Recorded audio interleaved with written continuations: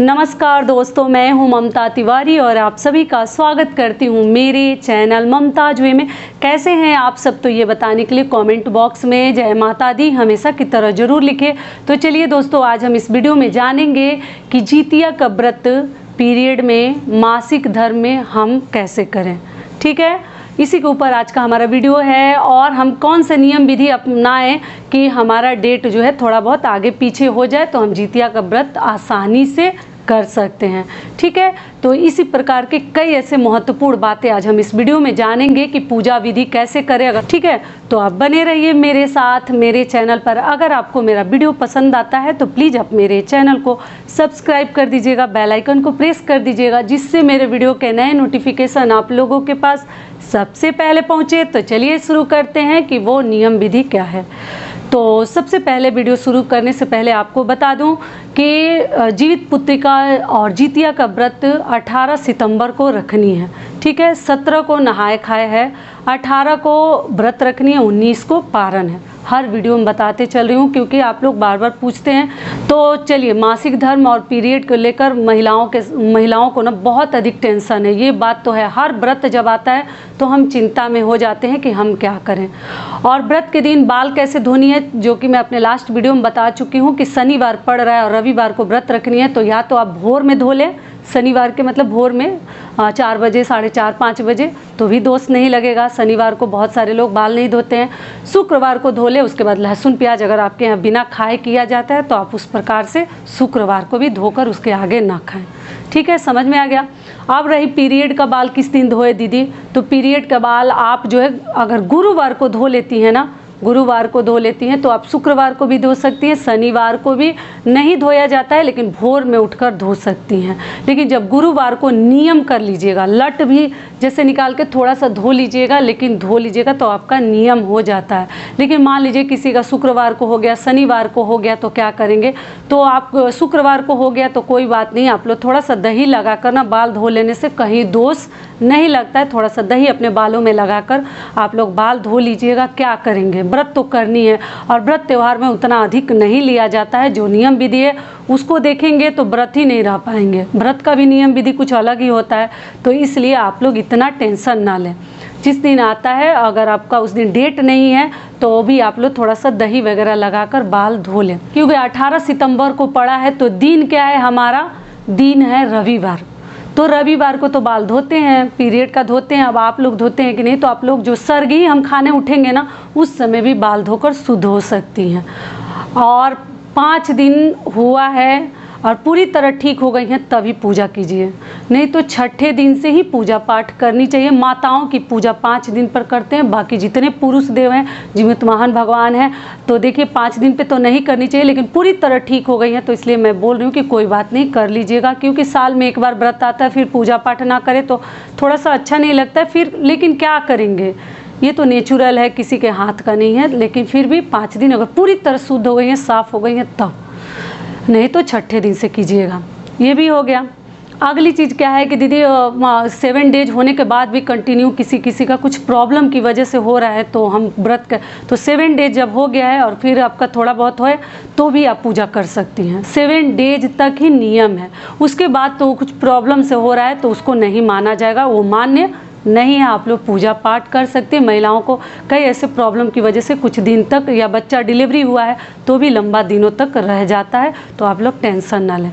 ठीक है, 7 डेज का ही नियम कानून है, उसके बाद आप कर सकती हैं। ये भी क्लियर हो गया।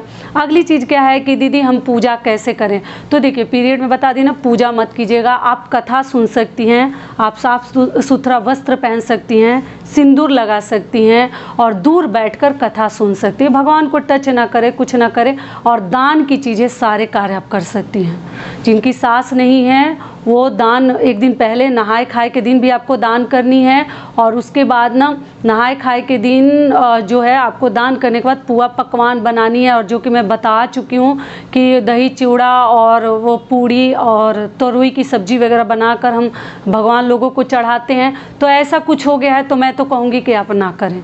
अगर कोई हेल्प करने वाला है वो भोजन बना देगा। चिल्लो सियारो जीमुत महान भगवान और गौलक्ष्मी को चढ़ाया जाता है तोरई के पत्ते पर, मिले तब, ना मिले तो आप किसी भी चीज़ पे चढ़ा सकती हैं। वही भोर में हमें 3:30-4 बजे तक पानी वगैरह पी लीजिए, जूस पी लीजिए, उससे आगे नहीं। कौवे का आवाज़ सरगही में नहीं आनी चाहिए, नहीं तो व्रत हमारा खंडित हो सकता है। कौवे का आवाज़ आने से पहले ही सारे कार्य आपके संपूर्ण हो जाने चाहिए। तो इस प्रकार से आपको करनी है। और व्रत के दिन आप आराम से जैसे नहाते तिल डालकर पानी में नहा सकते हैं। खरी वगैरह सब लोग नहाते हैं। तोरई के पत्ते पर भी ना दान जैसे चढ़ाते हैं, तेल और खरी। खरी किसको बोलते हैं? सरसों को पीसकर चटनी के जैसा, वही वो अपने सास को देते हैं, जिनकी नहीं है। और जिनकी है वो भी मैं देखती हूँ कि इस प्रकार से करते हैं, तेल और खरी पत्ते पर देकर और बाहर रख देते हैं, मतलब चढ़ा देते हैं। और उसके बाद अपने सिर के ऊपर रख कर भी स्नान करते हैं। तो अगर आपके घर इस प्रकार से होता है तो आप लोग कीजिएगा, बिल्कुल टेंशन नहीं है। नया साड़ी से करती हैं तो वो भी कीजिएगा, नया साड़ी भी पहन सकती हैं, लेकिन पीरियड में भगवान लोगों को ना छुए। और बालों के ऊपर से नहानी है, पीरियड है तो भी, नहीं है तो भी, सास नहीं है तो बाल को खोल कर रखिएगा। और जिनकी सास है वो बांध के रखेंगी, सिंदूर लगाएंगी। और बिना सास वाली लोग सिंदूर व्रत के दिन नहीं लगाएंगी, पारण के दिन लगाएंगी। पूरी बातें क्लियर एकदम अच्छे से धीरे धीरे समझिएगा, तभी समझ में आएगी। क्योंकि कई वीडियोज में ये सब बातें थोड़ा बहुत मैं बताते आ रही हूँ, ये भी क्लियर हो गया।